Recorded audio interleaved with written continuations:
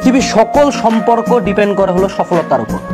তুমি সফল হও, ক্যারিয়ারে আগাও, ভালো রেজাল্ট করো, টাকা কামাও, সম্মানিত হও, ফেমাস হও, জায়গা মতো যাও, ওই যেই বাপ মা বলতো যে এই সন্তানটা আমার জীবনের সবচেয়ে বড় অভিশাপ, এটা একটা মিস্টেক, এ আমাদের লজ্জা পরিবারের, সেই বাপ মা বুক ফুলে বলবো আমি তো বলছি এটা করার জন্য, এটা আমারই ছেলে।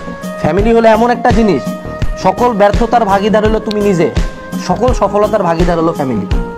ফ্যামিলি সম্পর্ক ইমপ্রুভ করার জন্য rule number 1, improve your self. নিজের জায়গা মতো যাও, দেখবা বাপ মা টনটন হয়ে গেছে। জায়গা মতো যাও, দেখবা বাপ মা তোমাকে নিয়ে গর্ব করতেছে। ওই কি করে তোমার গর্ব হবো মা, মারে চুরি, আমার দরকার সফলতা, সফলতার দিকে যাবো, এমনি মায়ের গর্ব হবো। ঠিক আছে, মায়ের গর্ব হওয়ার জন্য আলাদা কিছু করতে লাগবে না।